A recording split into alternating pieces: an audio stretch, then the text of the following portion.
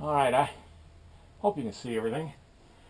This is the first time I've tried, or going to be trying, to do a sculpture using Trueform's horse armature. And so this is going to be a treat for me, just like it's going to be a treat for you. This, of course, is a continuation of the Geronimo piece. Geronimo eventually will sit on this horse, but first I've got to flesh in the horse a little bit. Meeting with a friend this afternoon in about another hour and a half. So I'm going to try to get as far as I can.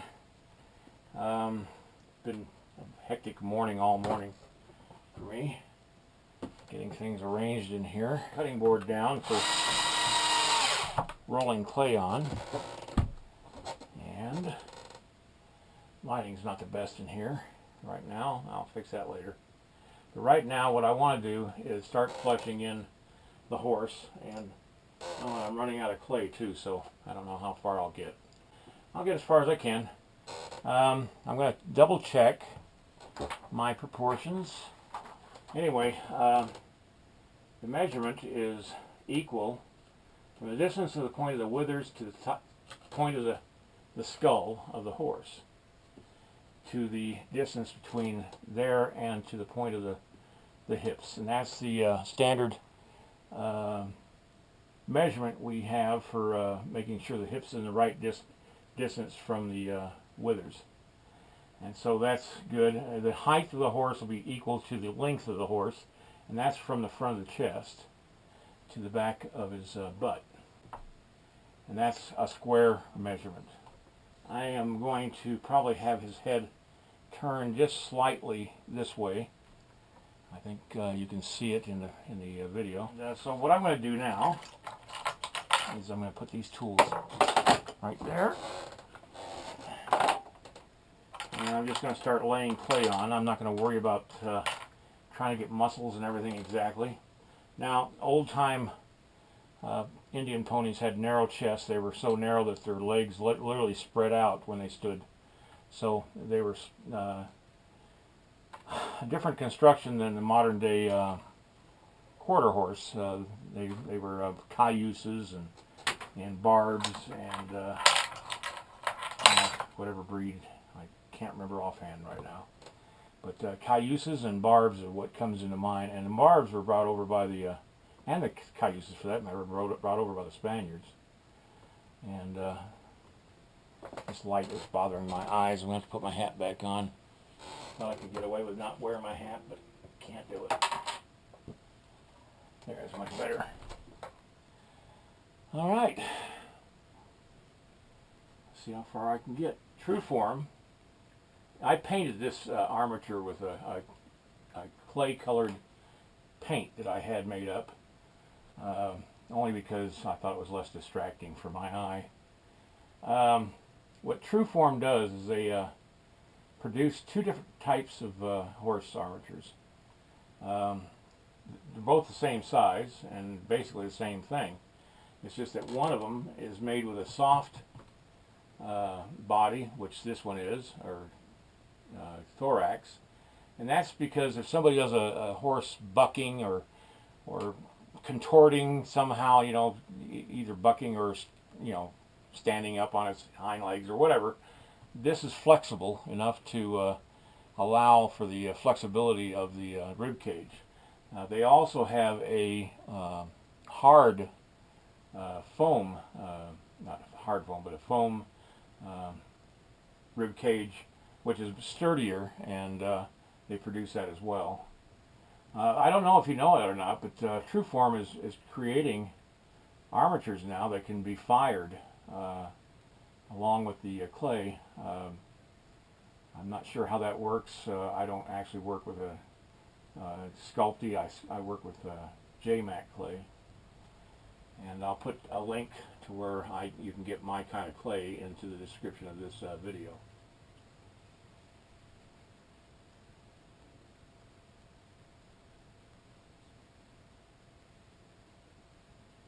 Before I can put Geronimo on the horse, I've got to create the horse, and then I got to do a Spanish saddle to go on the back of the horse.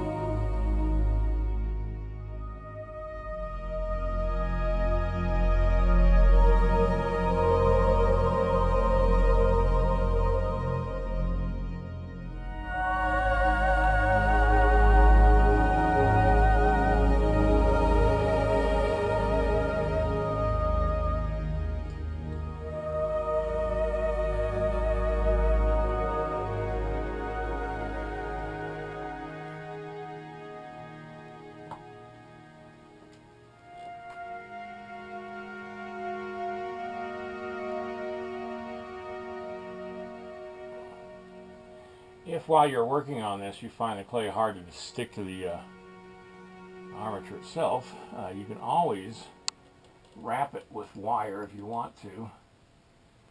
I think if you're just patient, it all works out just fine.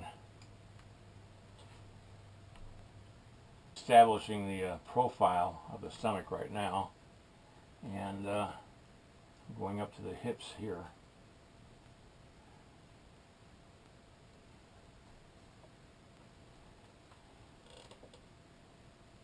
Once I establish the profile, then I can, like I'm doing right now, I can solidify that profile by just bringing clay down from the armature to the clay I rolled out.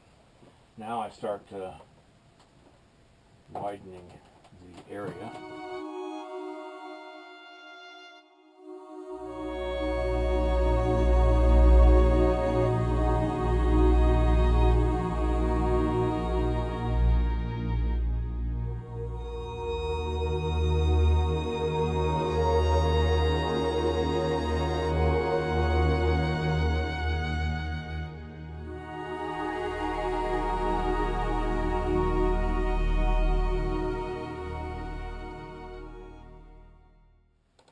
You don't want to make the horse too fat.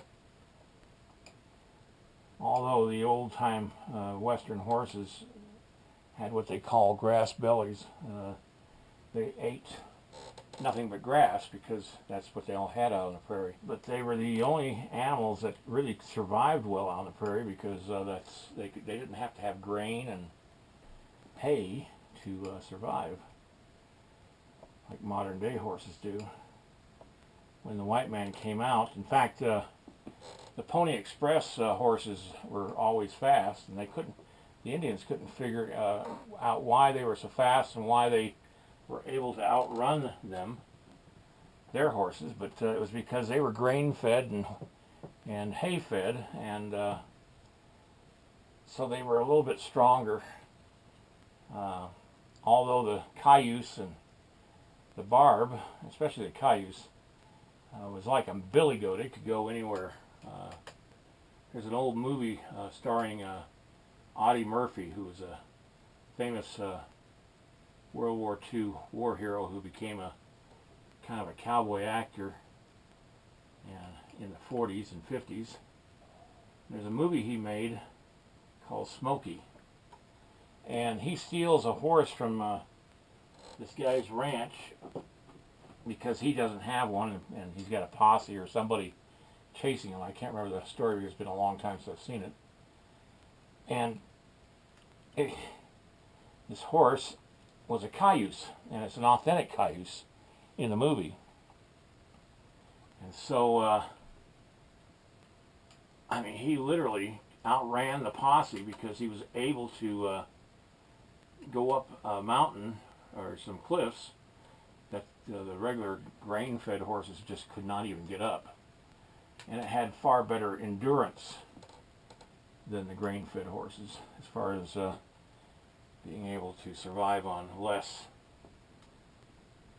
So something to be said for the slab-sided cayuse.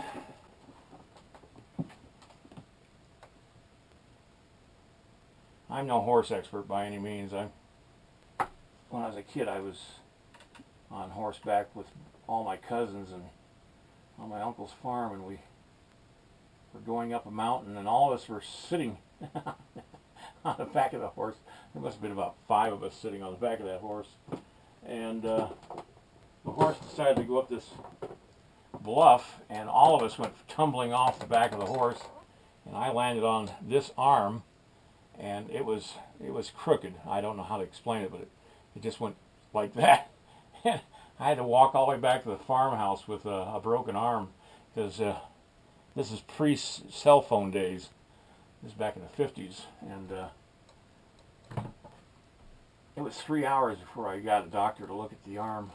Now, I've just run out of clay. I thought I'd have more for this, but it doesn't work out that way. I hope you didn't mind my story, and I apologize for being so short today, but I will try to be prepared tomorrow. I'll have 2 lamps on my clay instead of 1 like it. Anyway, you get an idea. You just sort of lay out from about right here, the beginning of the belly, and go right down and drop it down to the bottom of his chest area. And that may change as you sculpt the horse, but and then you just fill in around there, and that gets that all done.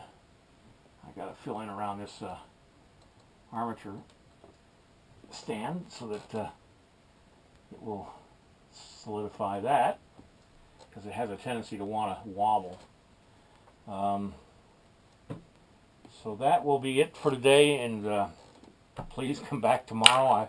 Tomorrow will be the last day this week that I'll be working on the horse and or anything else until next Monday, or Tuesday.